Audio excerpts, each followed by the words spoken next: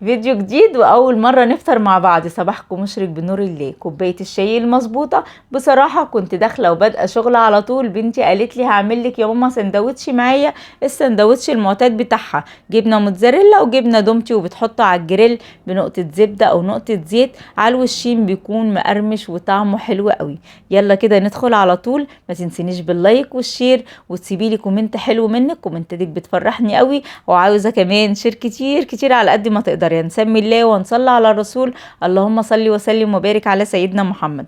هنعمل معانا النهارده احلى صينيه. الصينيه دي بتاكليها بره بنفس الطعم ونفس الشكل. وازاي يطلع الرز البسمتي مظبوط معاكي والكبسه تكون مظبوطه. هنعمل الكبسه السعودي وكمان سلطه الدقوس بطريقه جميله قوي، طعمها كان حلو، وشويه ملوخيه، وازاي الفراخ تطلع مستويه معاكي كده واللون كمان بتاعها حلو قوي، اخد من لون الرز، والرز كمان اخد من طعم الفراخ، وازاي يطلع مفلفل كده. هقولك على كام تكه في الفيديو النهارده حلو قوي علشان يطلع مظبوط معاكي. وكمان سلطه الدقوس ازاي تطلع مظبوطه، وشويه ملوخيه كده حلوين. لزوم الصينيه عاوزاكي تبهريهم ويقولوا لك انت جايبه الاكل ده من بره زي ما اتقال كده النهارده، وهقولك قالوا ايه.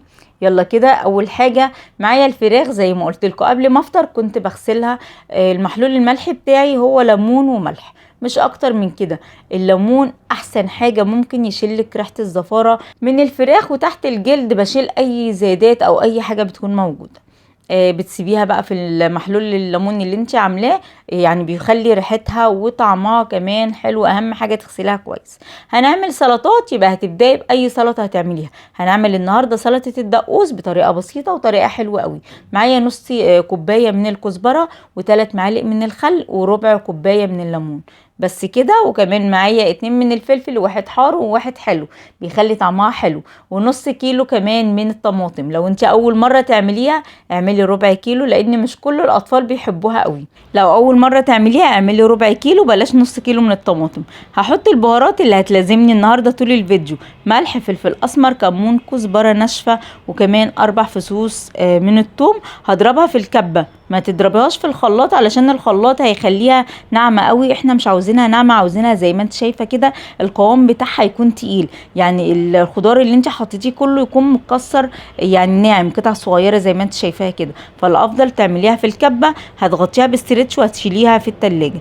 حل على النار وهندخل على الشغل اللي بجد. معلقه سمنه كبيره، ومعلقتين من الزيت، 2 من الليمون المجفف، و2 من السيجار القرفه، وكمان حبهان ومستكه وورق لوري. الحبهان هفتح 3 واحط 2 زي ما هما، ومعايا قرنفل.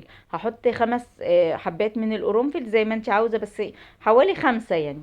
هسيبهم على النار ياخدوا ريحه بس كده من السمنه. وهنزل بالفراخ اللي شطفتها وحطيتها في مصفى لحد ما اتصفت من الميه بتاعتها خالص. هسيبها زي ما هي على نار عاليه، مش هتوطي النار ولا حاجه. خلي النار بتاعتك على اعلى حاجه موجوده، مش عاوزه الفراخ هنا تنزل اي ميه. هسيبها، ما تستعجليش عليها لحد ما تديك اللون التحفه ده. بجد لونها كان حلو، يعني كمان الكاميرا ظالمه اللون خالص. بصلايه متوسطه فرمتها فرم ناعم وهحطها مجرد ما تدبل، يعني سبتها دقيقه واحده بس. اول ما دبلت ميه مغليه في الكتل وهنزل بيها.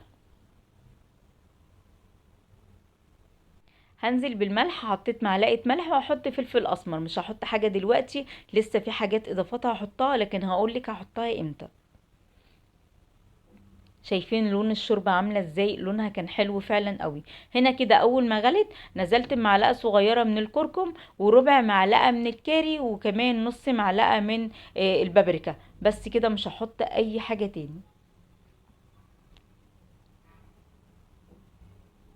اللحمه او الفراخ او اي حاجه بتسلقيها ما تعليش عليها النار، خلي النار متوسطه. اول ما بتغلي بوطي عليها النار وبسيبها تستوي كويس. لما بتعلي النار قوي مش بتديكي النتيجه الكويسه اللي انت عاوزاها.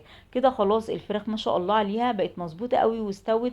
وكمان لون الفراخ اخدت من الكركم مديه على لون اصفر كده، ولونها كان احمر. يعني الكاميرا هنا الاضاءه كانت عاليه قوي فمش مبينه جمال الفراخ.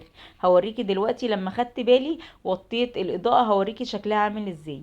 معايا كيلو رز من البسمتي، سبته نص ساعة منقوع في المية، وبعد كده غسلته حلو ونزلت بيه. المية كده كويسة قوي. اللي اكتشفته جديد ان كل رز البسمتي، او مش كل رز البسمتي بياخد ميه زي بعضه. يعني في رز بسمتي كوبايه الرز بتاخد كوبايتين من الميه، وفي رز بسمتي كوبايه الرز بتاخد كوبايه ونص من الميه. فانت جربي في كوبايه ونص، ما تكتريش. هحطه على النار زي ما انت شفتي كده، ومش باجي جنبه خالص. اول ما حسيت ان هو هيتشرب وطيت النار عليه نص توطيه، وبعد كده زي دلوقتي كده هوطي عليه تاني ومش هاجي جنبه. بقولك مش هاجي جنبه، ما تحاوليش تقلبيه.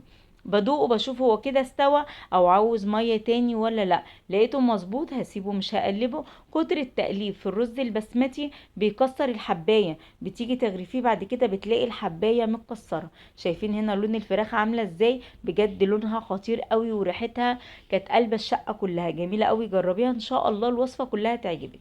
ممكن تستكفي بلونها كده وما تحمرهاش تاني، لكن لو عاوزاها حمرة شوية زيادة معلقة صلصة هتحطي عليها ملح وفلفل اسمر وكمون وكزبرة ناشفة. ولو انت عاوزاها حرقة شوية هتحطي شطة ومعلقة زيت واحدة زي ما انت شفتي كده. وبالفرشة هنا اولع الشواية من فوق بس، هديها لون من فوق ولون من تحت، وهتديك الدرجة الحلوة قوي اللي انت هتشوفيها.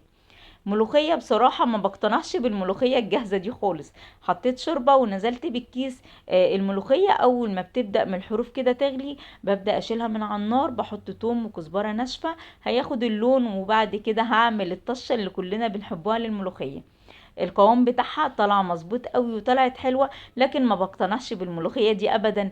يعني اكتر حاجة انا غاوية تعب بقتنع بيها الملوخية اللي تجيبيها تقطفيها وتخرطيها بالمخرطة، هي دي الملوخية اللي بقتنع بيها. لكن طلعت جميلة حلوة، وزي ما انت شايفة القوام بتاعها مظبوط. ما تكتريش الشوربة قوي، لو طلعت تقيلة تقدري تزودي شوربة، لكن لو طلعت خفيفة معاكي مش هتقدري تعملي حاجة وهتسقط منك.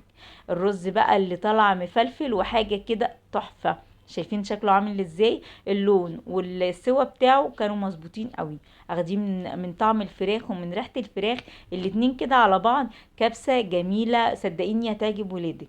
شايفين شكل الفراخ وشكل الرز حاجة كده حلوة. جوزي لما جه النهارده بيقول لي انت طلبتي اوردر من بره النهارده او طلبتي فراخ من بره؟ قلت له ليه؟ قال لي انت طالبه الاكل ده من بره. والله العظيم ده حصل.